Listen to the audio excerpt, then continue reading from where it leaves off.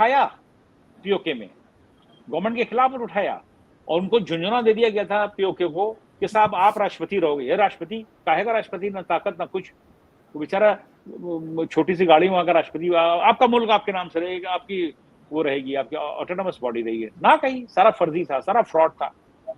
के अंदर काफी नीचे डीप में यूरेनियम है, ये उस वक्त पता चल चुका था, लेकिन पाकिस्तान गवर्नमेंट के पास इतनी हैसियत नहीं थी कि इतनी गहरी जाके ड्रिल कर सके, माउंटेन के अंदर जाकर ड्रिल कर करके यूरेनियम निकाल सके। आप हैरान रहेंगी कि स्कर्दो के पास की जितनी पहाड़ियां हैं वो कॉपर से भरी पड़ी हुई हैं, कॉपर। मैं और एक चीज बताने जा रहा हूं, ये कितना इंपॉर्टेंट है गिलगित बल्तिस्तान का इलाका। ये बात नहीं है पाकिस्तान वहां पर पॉलिटिक्स उनको थोपने की कोशिश की, जबरदस्ती वहां पे इलेक्शन कराने की कोशिश की, जबकि वो एरिया जो है गिलगित बल्तिस्तान रूल्ड बाय पाकिस्तान है, नॉट एडमिनिस्ट्रेड बाय पाकिस्तान है, नॉट रूल्ड बाय पाकिस्तान है, रूल नहीं है, क्योंकि वो एरिया इंडिया का है।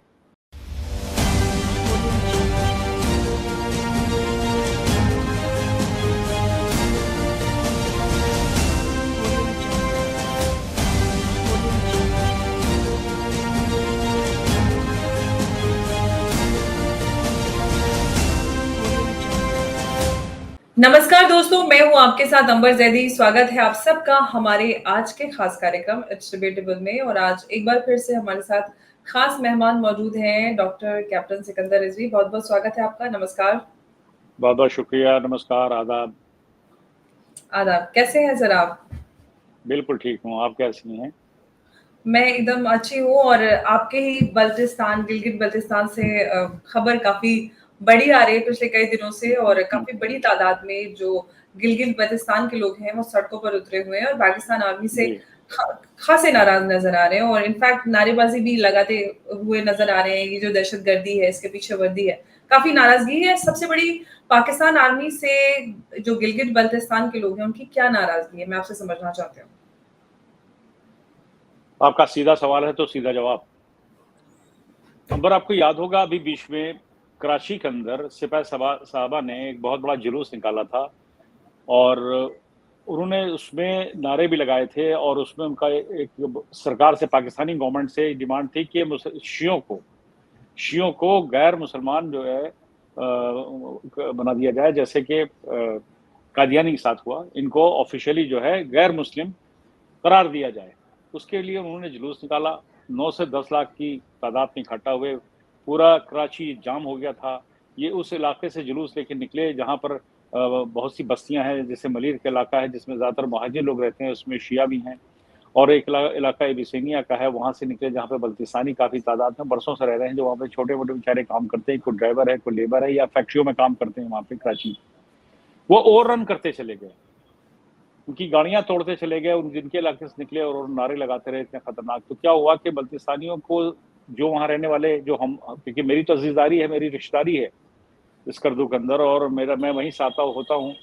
पैदा जरूर मैं लखनऊ में हुआ हूँ और मेरी वालदा लखनऊ की, लेकिन मेरे जो रूट्स हैं वो बल्तिस्तान से हैं। मेरे अभी सारे रिश्तेदार हैं वहाँ पर, है भाई सारे, हमारे फुफियों के रिश्ता खानदान है पूरा, हमारे ताया का खानदान है। तो काफ़ी बल्तिस्तानी हिंदुस्तान में भी रह रहे हैं, नैनीताल है और देहरादून है, पिथौरागढ़ है, और आपके करगिल में है। 2 गांव भी हमारे तरफ की जो है शामिल हुए थे 71 की जंग में, वो भी इधर ही हैं। तो मैं इनसे जुड़ा भी रहता हूँ, हमारा पूरी रिश्तेदारी है, बातचीत होती रहती है, खबरें आती रहती हैं कि वहाँ पे मिलिट्री जो है अक्सर जुल्म करती है। लेकिन जब ये हादसा हुआ कराची के अंदर, तो बल्तिस्तानियों के ज़रा कान खड़े हो गए थोड़ा सा, कि ये ऐसा ना हो कि हमारे साथ हुआ, उनके साथ, बहुत लोगों के साथ मुझे खबरें आई कि उनके साथ बदसलूकी हुई, जो भी हुआ। लेकिन अभी जो वहाँ के उलमाए इकराम हमारे हैं, ख़ास करके बल्तिस्तान के, और वहाँ पे हमारे जो अयतुल्ला हैं, उन लोगों को पाकिस्तान गवर्नमेंट ने तंग करना शुरू कर दिया, उन पे एक बेवजह के इल्ज़ाम लगाने शुरू कर दिए, और उन पे तंगी उनके साथ करनी शुरू करी, उनके साथ बदसलूकी शुरू करी।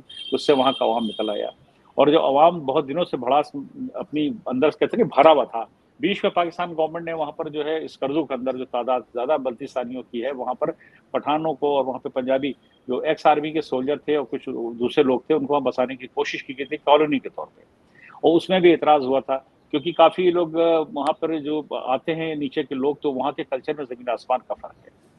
देखिए बहुत से लोग तो पीओके समझ बैठते हैं, एक्चुअली ये कश्मीर नहीं है, ये लेह और लेह से जुड़ा हुआ बल्तिस्तान और गिलगित का ये रीजन ही अलग है, वहाँ की लैंग्वेज अलग है, वहाँ के खान पान अलग है, कल्चर अलग है, हेरिटेज अलग है, सब कुछ अलग है, हिस्टोरिकल है। और वो एरिया हिस्टोरिकल यूं भी है कि वो पहले भी चाइनीज जो लोग आया करते हैं, हिलसोंग भी उसी रास्ते से आया जिसको भी कराकोरम हाईवे बनी हुई है। ये वो इलाका अलग है और ये कश्मीर का एरिया अलग है, जो पीओके पाकिस्तान ऑक्युपाइड कश्मीर, वो एरिया अलग है। नीलम जो पहाड़ियां नदी बहती है उससे नीचे का है, जहाँ पर एक मंदिर भी है, शारदा पीठ, सुना होगा आपने नाम, वो बहुत होली जी, प्लेस जी, है, वो बिल्कुल। पीठ है। तो वो उसके ऊपर जाएंगे, यहाँ से डिवाइड होता है, ऊपर जाएंगे तो ये गिलगित बल्तिस्तान कहलाता है।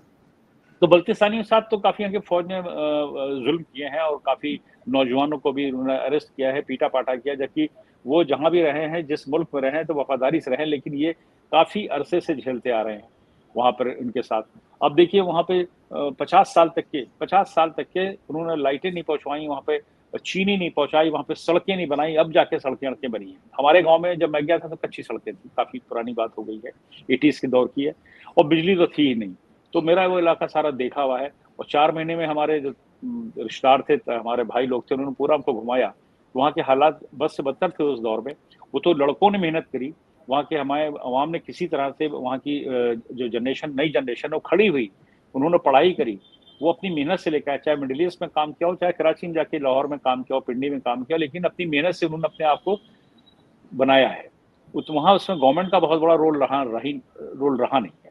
जबरदस्ती वहां पर पॉलिटिक्स उनको थोपने की कोशिश की, जबरदस्ती वहां पे इलेक्शन कराने की कोशिश की, जबकि वो एरिया जो है गिलगित बल्तिस्तान रूल्ड बाय पाकिस्तान है, नॉट एडमिनिस्ट्रेड बाय पाकिस्तान है, नॉट रूल्ड बाय पाकिस्तान है, रूल नहीं है, क्योंकि वो एरिया इंडिया का है। और ये बात 12 अक्टूबर में जब ब्रिटिश गवर्नमेंट ने, जब इसके ऊपर मुआहदा हुआ था कि गिलगित बल्तिस्तान का भारत में मर्जर होगा, जिसमें महाराजा हरी सिंह ने एक ट्राई पार्टी एग्रीमेंट किया था, लॉर्ड माउंटबेटन और जवाहरलाल नेहरू की तरफ से किसने साइन किया मुझे नहीं मालूम है, लेकिन ये ट्राई पार्टी एग्रीमेंट हुआ था। और ये हुआ था 26 अक्टूबर 1947 को कि ये पोर्शन भारत में शामिल हो जाएगा, भारत के साथ जा रहा है। उसमें कश्मीर का जिक्र नहीं था, ये गिलगित बल्तिस्तान कश्मीर का था, लेकिन कश्मीर का गिलगित बल्तिस्तान के साथ गिलगित बल्तिस्तान भी था, क्योंकि ये महाराजा की स्टेट हुआ करती थी और ऊपर वजारत होती थी, ये गिलगित तक के सारी वजारत होती थी। और उसी टाइम की बात है कि मेजर ब्राउन जो था वहां की गिलगित एजेंसी का हेड बना के लद्दाख से भेजा गया था, इंडियन आर्मी का ऑफिसर था, ब्रिटिश था वो, और जब पार्टीशन हुआ तो जो वहां का जनरल था पाकिस्तान का वो ब्रिटिश था। तो जो मेजर ब्राउन था वो उनके टच में था, पाकिस्तानी आर्मी के जो हेड थे, जनरल जो थे उनके था। एक तरह से उसने म्यूटनी करी थी, अगर वो हिस्ट्री भी देखें तो आप उनकी किताब पढ़ लीजिए, मैंने उनकी किताबें पढ़ी, कई लोगों ने किताबें पढ़ी, मैंने प्रैक्टिकली जाके देखा। और जब मैं गया था 80s में तो उस वक्त सारे हयात थे, मेरे खुद ताया हयात थे माशाल्लाह। उस टाइम उनके क्या कहें, वर्ड निकल गया मुँह से, 96 साल की उम्र थी उस वक्त उनकी, और ठीक ठाक थे वो। पूरी उन्होंने कहानियां बताई कि जब पार्टीशन हो कैसे हुआ, कैसे हमारे लोग आधे उधर चले गए, आधे इधर रह गए, फंस गए। बहुत दिनों बाद पता चला कि हम सब पार्टीशन हो गया है। और आप देखिए 8 महीने तक के गिलगित बल्तिस्तान के वहाँ स्काउट तैयार किए थे मेजर ब्राउन ने, और वहाँ की फौज पाकिस्तानी, जिसको लोग कहते हैं कबायली थे, रेगुलर आर्मी है, वो भी बात वाजह हो चुकी, लोगों को पता चल चुकी है कि ये, हाँ। तो वो लोगों ने हमला जब किया 8 महीने तक के बल्तिस्तानियों ने, उस वक्त वहां जो पोस्टर थे वो कर्नल थापा थे, शमशेर जंग थापा, उन्होंने लोहा लिया। 8 महीने तक के वैली के अंदर, स्कर्दू के अंदर मेजर ब्राउन की आर्मी पाकिस्तान आर्मी को आने नहीं दिया था। यहाँ तक कि एक सिपाही, मतलब एक गोली से एक सिपाही को चला के रोकता रहा, लेकिन उनकी हिम्मत नहीं पड़ी थी। बल्तिस्तानियों ने वेपन उठाए, ये भी हिस्ट्री है हमारे। अगर बल्तिस्तानी सुन रहे हो तो इस चीज को जरूर देख लीजिएगा, उसके हमारे पास एविडेंस है, प्रूफ है कि बल्तिस्तानी भी जाकर के उनके साथ जुट गए, लड़ाई इनको आने नहीं दे रहे थे। गिलगितियों से बल्तिस्तानियों से कभी बनी नहीं देखी ठीक से, मैं आपको बता दूं, थोड़ा सा फर्क है बल्तिस्तान और गिलगित के कल्चर पे, और बनी नहीं कभी। तो जो वहां पे इन्वेजन कर रहे थे वो लोग घुस रहे थे, जब पार्टीशन होने के बाद 8 महीने तक के नहीं आने दिया। आखिरी में घायल हो गए हैं और उनको थोड़ा सा सेफ पैसे दिया गया है, क्योंकि कर्नल थापा जो थे, उन पता चला कि कर्नल थापा के कमांड में है स्कर्दो गैरिसन, जिसको किला कहते हैं, वहां पे गैरिसन था, ऊपर है, नीचे से दरिया सिंध बहता है, सिंध रिवर बहती है, उस गैरिसन पर उनकी कमांड थी। और एक ही सोल्जर बचा था, बाकी बल्तिस्तानी थे जिन्होंने वेपन उठा रखे थे, उस सिविलियन थे। और वो समझ लीजिए जब वो लोग आए हैं तो इनको सेफ पैसे दिया गया। उनको जनरल ने ये कह दिया मेजर ब्राउन से कि मैं इसको जानता हूँ कर्नल थापा को, और ये मैं पहले से जानता हूँ, जहाँ से ट्रेनिंग करके देहरादून से निकले, उसको जाने दो। घायल हो चुके थे, बल्तिस्तानी लेकर आए उनको, और बल्तिस्तानी निकाल के लेकर आए, फिर भी पीछा हुआ कि किसी तरह मारा जाए। वो एक नरथंग का एरिया पड़ता है बीच में, डेजर्ट सा है, रॉकी माउंटेन है, और वहां से ये पीछा करते रहे और लोग भागते रहे, और इनको लाके हमारे गांव में रखा गया गोल में।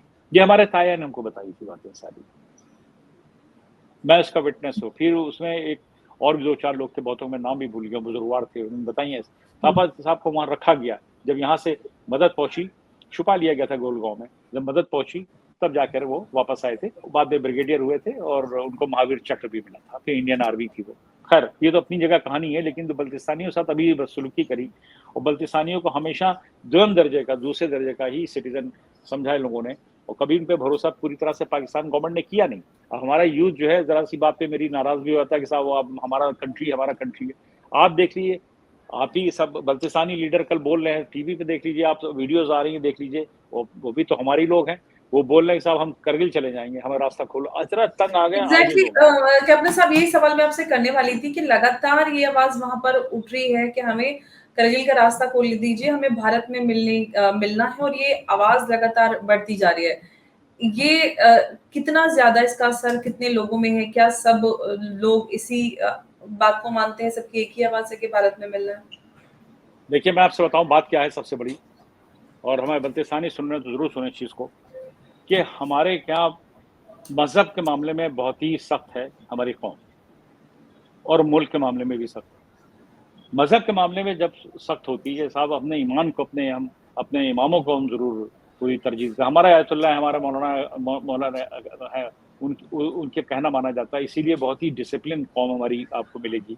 आपको कभी टेररिस्ट आपको नहीं मिलेगा। आज तक हमने सुना नहीं होगा कि करगिल के और लद्दाख के बॉर्डर से जो उधर का पोर्शन बल्तिस्तान पकड़ा है, एक सुई भी पार हुई हो, इलीगल कोई भी टेररिस्ट नाम से कोई आया हो, मैं गारंटी देता हूं, चैलेंज देता हूं, पूरा हिंदुस्तान सुन ले मेरी बात को, कि एक भी हमारे इलाके से सुई भी इस पार से उस पार नहीं आती है। हमारे यहाँ टेररिस्ट नहीं होते हैं, हमारे यहाँ इन्वेजन नहीं होता है, हमारे यहाँ टेररिज्म नाम की कोई चीज नहीं है। ना बल्तिस्तान में मिलेगी, ना आपको इधर मिलेगी। ना करगिल से उधर जाता, ना उधर से यहाँ आते हैं और गवर्नमेंट की बात मानते हैं। कभी भी सुना नहीं होगा कि सुई भी पार हुई। जैसे कश्मीर में ऐसे टेररिस्ट घुमा करते हैं, आया जाया करते हैं, यहाँ के बम फोड़ा करते हैं, वो हमारे ब्लड के अंदर नहीं है।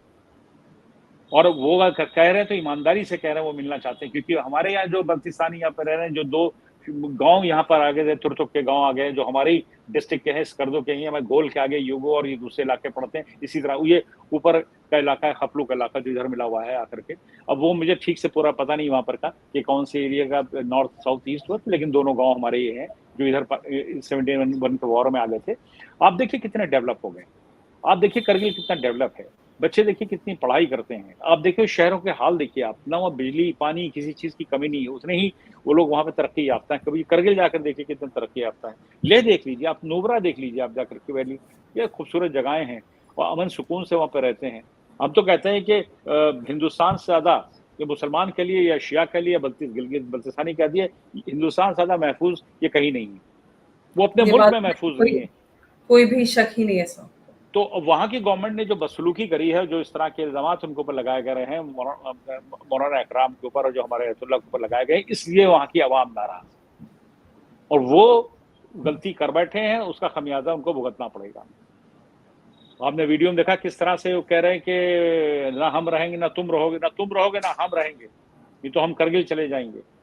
ये ऐसे नहीं आवाज उठी। आवाम देखिए कितना है, 90% मैं नहीं जानता हूँ गवर्नमेंट के जॉब कर रहे होंगे, कुछ लड़के पढ़ रहे होंगे कई शहरों में जाकर के, उनके क्या सोच है मैं नहीं कह सकता, लेकिन 90% वहां का अवाम चाहता है कि भारत में विलय हो जाए। हमारा भारत में जितनी यहाँ पे तरजीह मिलती है, भारत में जितनी आपको इज्जत मिलती है, भारत में जितना मना सुकून उनको कहीं नहीं। उनको मजहब को मनाने का भी पूरा यहाँ पे हक है, यहाँ पे किसी को रुकावट नहीं। आज चेलुम के दिन है, पूरे हिंदुस्तान में अरबाइन मनाया जा रहा है, जहाँ यहाँ पे शिया फिरका है।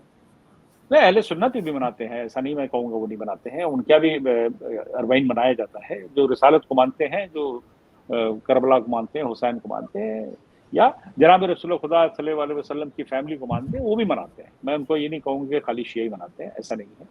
और बल्तिस्तानियों के लिए तो खास करके जो आपने बात कही कि ये उस टाइम अब आवाज़ उठ चुकी है। और अब बल्तिस्तानी देखिए बहुत ही सख्त कौम है, अच्छे वॉरियर हैं ये डरते-वरते बिल्कुल नहीं है और ना ही ये किसी से दबने वाले हैं। पठानों को जब बसाया गया था, किस मुश्किल से इन्होंने दो लोहा ले लिया था, वहाँ 2-2 हाथ कर लिए थे। कई बार तो ऐसे नौबत आई है 80s के दौर में जाकर के गवर्नमेंट से नाराज़ होते थे, स्कर्दो के रनवे को खोद देते थे। कई-कई दिन तक इनके प्लेन नहीं उतरते थे। सारा इनका फोकस हो गया था जाकर के स्कर्दू के ऊपर। अब तो खैर रनवे में बड़े जहाज उतरने लगे। उस जमाने में फोकर उतरा करता था, छोटा सा 50-48 सीट के जहाज, उसको खोद के घोड़े लेके खड़े रहते थे। गवर्नमेंट डरती थी पाकिस्तान की। ज़ियाउल हक ऐसा रूलर डरता था बल्तियों से, और ज़ियाउल हक ने ही पार्लियामेंट में लाने की कोशिश की कि शियों को गैर मुस्लिम दर्ज किया जाए, गैर मुस्लिम मतलब वो कर दिया जाए। ज़ियाउल हक पार्लियामेंट में लेकर आए थे। जी। जी। अच्छा कैप्टन साहब, आप जब हम ये ब्लास्फेमी वाले उसकी लॉ की बात करें पाकिस्तान की, तो इसके अलावा और भी कई सारे अमेंडमेंट्स हैं जिसको लेकर जो शिया समुदाय है गिलगित-बल्तिस्तान में, वो नाराज़ नज़र आ रहा है। सुना है अज़ान को लेकर भी कुछ बैन लगाया गया है जी, और भी इस जी। तरह की बहुत सारी जी, चीज़ें बिल्कुल। हैं। बहुत सारी चीज़ें हैं, लोकल हैं बहुत चीज़ें, और बहुत सी चीज़ों में हमको कहीं बोलना भी नहीं चाहिए। वो जी। वहाँ के बहुत से लोकल प्रॉब्लम्स हैं। हम तो इस हुँ, पार बैठे हुए हैं, हम हिंदुस्तान में बैठे हैं, तो हम इंटरनेशनल जो हमारे जो है उसके ऊपर हम बोल सकते हैं, वो अपनी कौम पे बोल सकते हैं। छोटे-छोटे हुँ। जो मसाइल लोकल होते हैं, उसको बोलना मेरा ठीक नहीं है।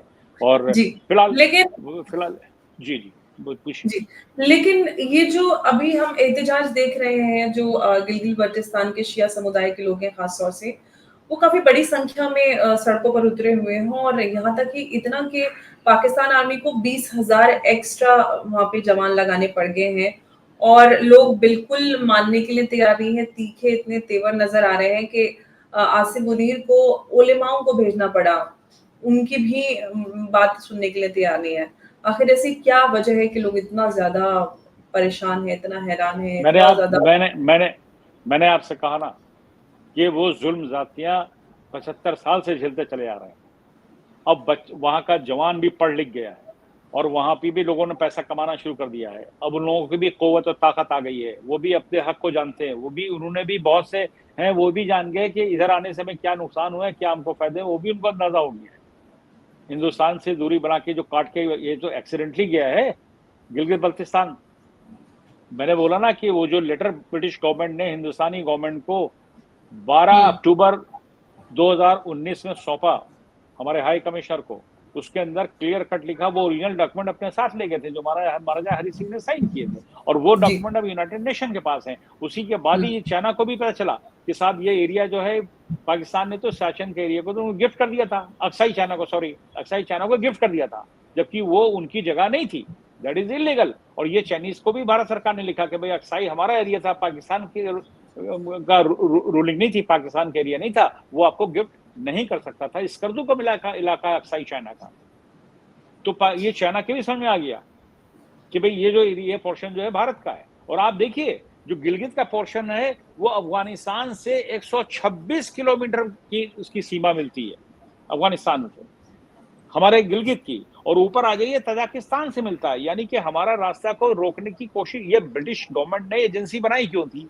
ब्रिटिश गवर्नमेंट ने वहां पर गिलगित एजेंसी ये बनाई थी, उस वक्त वॉर चल रहा था, ये सब इसलिए कि नजर रख सके सेंट्रल एशिया पे, रशियंस पे मोमेंट के उन पर नजर रख सके, इसलिए एजेंसी बनाई गई थी। वहां एजेंसी बनाने का ये नहीं कोई डेवलपमेंट करने के, उन्होंने डेवलपमेंट का कुछ नहीं किया था, जासूसी करने के लिए बनाई गई थी। मेजर ब्राउन के इसीलिए वहां पर भेजा गया था उसको हेड बना करके, गिलगित एजेंसी के नाम से। और वो इलाका बहुत इंपॉर्टेंट है, सीधा रास्ता जो समरकंद, वही सीधा रास्ता जो है सेंट्रल एशिया जा रहा है। ये हमारा करगिल से ही रास्ता उतरा है, आगे लद्दाख से नहीं है, ले से करगिल से ही गई है, यूगो होते हुए गोल होते हमारा गांव है, उसके बाद स्कर्दू, वहां से 40 किलोमीटर के ऊपर स्कर्दू से सीधे गई गिलगित और हुंजा, ये तजाकिस्तान गई और ये अफगानिस्तान के बॉर्डर तक गई। अफगानिस्तान के लिए फिर हमको जरूरत नहीं है पाकिस्तान जाने की, 126 किलोमीटर का बॉर्डर जो है मिला हुआ है। और दूसरी चीज क्या सबसे बड़ी थी, यूरेनियम। गिलगित के इलाके के अंदर काफी नीचे डीप में यूरेनियम है, ये उस वक्त पता चल चुका था, लेकिन पाकिस्तान गवर्नमेंट के पास इतनी हैसियत नहीं थी कि इतनी गहरी जाके ड्रिल कर सके, माउंटेन के अंदर जाकर ड्रिल कर करके यूरेनियम निकाल सके।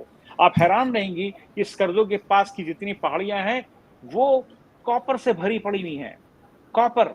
मैं और एक चीज बताने जा रहा हूं, ये कितना इंपॉर्टेंट है गिलगित बल्तिस्तान का इलाका, ये बात नहीं है। पाकिस्तान पाकिस्तान के पास तो पैसे ही नहीं था, माइनिंग कर ही नहीं पाया वो वहां पर। श्योक रिवर बहती है जो जाके मिलती है आकर के आपके इससे गंजेस से मिलती है, सिंध नदी से मिलती है, इंदस रिवर से मिलती है, और आप जो शुगर से आ रही है रिवर, सुनिए आप, आज भी वहां सैंड वॉश करके गोल्ड निकाला जाता है, गोल्ड। अच्छा, आज भी निकाला जाता है, बिल्कुल उसका डेल्टा नीचे बिल्कुल स्कर्दू सिटी के पास है।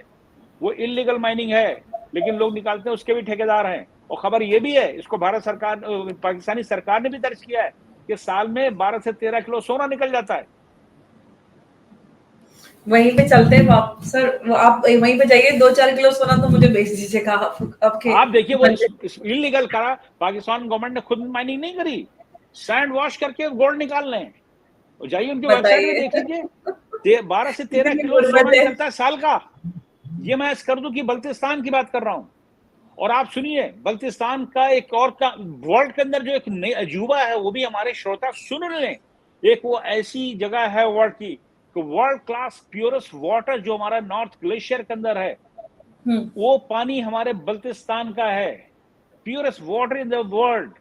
सारी एजेंसीज ने उसको डिक्लेयर किया हुआ है मोस्ट हेल्दी वाटर। और सबसे एक अजूबा में बल्तिस्तान का है कि 3 माउंटेन रेंजेस, 3 पर्वत श्रृंखलाएं एक ही जगह मिलती है, एक ही सड़क के पास मिलती हैं। अगर आप देखेंगे ईस्ट की तरफ तो हिमालयन रेंजेस है, ऊपर देखेंगे नॉर्थ में तो काराकोरम है, और लेफ्ट में देखेंगे तो आपको हिंदकुश पर्वत है। हिंदकुश पर्वत की पर्वत श्रृंखलाएं, माउंटेन रेंजेस एक ही जगह मिलती हैं, वो है जगह का नाम बल्तिस्तान, वहां मिलती हैं। ये गिलगित बल्तिस्तान रीजन है, ये दुनिया का अजूबा है। यहाँ पर जितनी प्रीशियस स्टोन्स है, ये सब, ये बहुत ही खनिज है। पाकिस्तान तो बदकिस्मत है और उनके पास चला गया। अगर आज वो इंडिया के पास होता तो ये माइनिंग हो रही होती। हमारे यहाँ इतना साजो सामान है, भारत के पास इतना पैसा है, वो माइनिंग कर रहा होता। ये कॉपर की सारी माइनिंग हो रही होती, यूरेनियम की माइनिंग हम कर रहे होते, टोपाज वहां पर होता है, आपको पता है, प्रीशियस स्टोन्स वहीं होते हैं, और पता नहीं क्या क्या होता है वहां पर। जी कैप्टन साहब, एक सवाल मेरा बस आपसे, और वो ये कि ये जो एहतजाज है, अभियान, बड़ा आंदोलन छिड़ चुका है गिलगित बल्तिस्तान के अंदर, इसका आगे नतीजा आप क्या बनते हुए देख रहे हैं? नतीजा ये बनते, देखिए ऑफिशियली तो आज नहीं तो कल तो इसको हिंदुस्तान में शामिल होना है। जंग नहीं होगी, बिना जंग के होगा। आप देखिए गोली भी नहीं चलेगी। मैं फिर बार बार कहता हूँ, इससे पहले भी मैं कई प्लेटफॉर्म इस बात को कह चुका हूँ कि कानूनी तौर पे वहां का अवाम भी उनसे परेशान हो चुका है। पहले अवाम नहीं चाहता था, पहले अवाम तो कहता है भाई अब तो पाकिस्तान में मुस्लिम मुल्क है, लेकिन अब उनको फर्क नजर आने लगा कि पाकिस्तान में आप में उनमें कितना फर्क है। मैं बल्तिस्तानियों की बात कर रहा हूँ, यहाँ पे मैं शिया सुन्नी किसी की बात नहीं कर रहा हूँ, मैं सिर्फ बल्तिस्तानियों की बात कर रहा हूँ। वो बात अलग है 97% बल्तिस्तानी जो वहां पर शिया है, लेकिन ऐसा जो देखा जा रहा है कि वहां पे अब तो शिया भी माइनॉरिटी भी हो गए जो मेजॉरिटी पे हुआ करते थे। कहां पर? गिलगित बल्तिस्तान में। ये किसने आपसे कह दिया? ये आपको गलत खबर मिल रही। कहां से जाएंगे? कहां मर गए वो? कौन आके रह रहा है? किसने आपसे कह दिया? ये प्रोपेगेंडा पाकिस्तानी मीडिया का है, कहीं नहीं है। क्या बात कर रहे हैं? कहां से आएंगे? कोई नहीं, सारा बल्तिस्तानी वहां पे, वहां सारा गिलगिती, हुंजा के अंदर सारा शिगर चले जाइए, कहीं चले अफ्तोर चले जाइए, सारा वही का लोग रहने वाला है।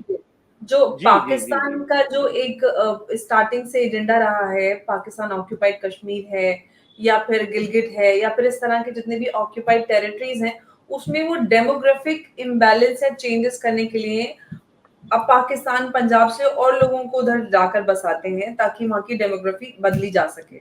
बसा रहे थे, अभी उन्होंने सामान उठाना शुरू कर दिया। मेरे पास खबर है वो क्वाइटली वहां छोड़ रहे हैं वो बल्तिस्तान को। जो पंजाब के थे बहुत से एक सर्विसमैन ज्यादा बसाए गए, कुछ गांव के बिजनेसमैन रहने के लिए वो वहां से समेट रहे हैं बल्तिस्तान से। वहां का जो पठान बसाया गया था, अरे आपको नहीं पता है, आईसीस अपनी वहां ब्रांच खोलना चाह रहा था, इन्होंने टिकने नहीं दिया, भगा दिया बल्तिस्तानियों ने। आईसीस वहां शुरू करने जा रहा था, इन लोगों ने भगाया। ये डरते वरते नहीं है, और वो आईसीस कुछ नहीं कर सकता, उनका अच्छे वॉरियर हैं। और वहां पर बहुत इस तरह की जैश ए मोहम्मद टाइप की ऑर्गेनाइजेशन पहुंचने की कोशिश करी, वहां टिकने नहीं दिया गया। और वहां पर इस तरह की एक्टिविटीज को बहुत जल्दी डिटेक्ट हुआ था, क्योंकि जगह इतनी खुली हुई है और सब एक दूसरे से कनेक्टेड है। तो नई शक्ल वहां देखो तो पहचान जाएंगे ये कौन है बंदा। वहाँ चाइनीज काम कर रहे थे। देखिए मैं बता रहा हूँ, जब ये बात 2019 में डिक्लेयर हुई कि ये इंडिया का पोर्शन पाकिस्तान का नहीं है, हुंजा के पास एक कोरियन कंपनी काम कर रही थी किसी ब्रिज के ऊपर। वो 24 घंटे में कोरियन ने, साउथ कोरियन थे, उन्होंने कोरियन ने अपनी दुकान समेटी और 200 लेबर को लेके चला गया और कह गया कि भाई ये इंडियन टेरिटरी है, तो डिस्प्यूटेड टेरिटरी, हम यहाँ पे काम नहीं कर पाएंगे। ये रिकॉर्डेड है, रिकॉर्डेड है। कोरियन कंपनी छोड़ गई फौरन फटाफट। ये कराकोरम हाईवे जो, जी जी। तो अब जो एक बार फिर से पाकिस्तान ऑक्यूपाइड कश्मीर, जम्मू, गिलगित बल्तिस्तान में जो हम आवाजें बहुत वक्त से देख रहे हैं, इनफैक्ट जो जम्मू एंड कश्मीर है पाकिस्तान ऑक्यूपाइड, उसमें तो काफी वक्त से एहतजाज चल रहे हैं, लोग सड़कों पर हैं, ब्लैकआउट वहां पर हो रहा है। इनफैक्ट इंडिपेंडेंस डे 14 अगस्त जो पाकिस्तान मनाता है, उस दिन भी वहां पर ब्लैक डे मनाया गया। ये अपने आप में बड़े बदलाव नजर आए हैं पिछले कुछ दिनों में। मैं एक बात बताऊं आपसे जी। जो पीओके के एरिया मुजफ्फराबाद का, एक तो वहां पे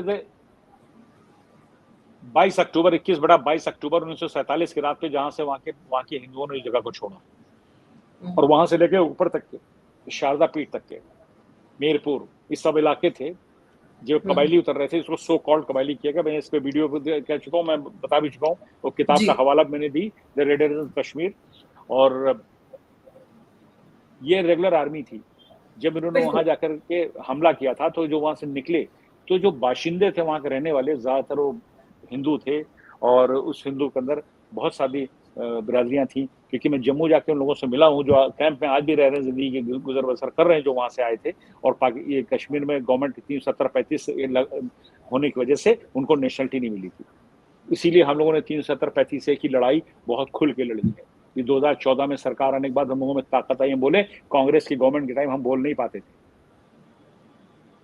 कांग्रेस के गवर्नमेंट के टाइम हम नहीं बोल पाते थे। वो 47 के आए हुए थे, उनको नेशनलिटी नहीं मिली, और जम्मू किनारे और नदियों किनारे बेचारे बसे हुए, उनको स्टेटस ही उनको नहीं मिला। क्योंकि पावर उस टाइम जम्मू एंड कश्मीर सरकार को थी कि झंडा उनका होगा 335 में, ये है कि झंडा उनका होगा, संविधान लॉ उनका होगा, कानून उनका होगा, नेशनलिटी वो तय करेंगे। होते कौन है वो तय करने वाले? कि भारत में उसका विलय हो चुका था। तो जो मुजफ्फराबाद से आए थे ज्यादातर हिंदू थे। 20,000 गांव खाली हुए थे टोटल, और ओवररन किया था उन लोगों ने। कितना कत्लेआम हुआ था वहां पर, और उसको बाद वहां पर आबादी कम हो गई थी, कश्मीरी बचे थे, मुसलमान जो रह रहे थे। तो वो गिलगित बल्तिस्तान में नहीं हुआ है।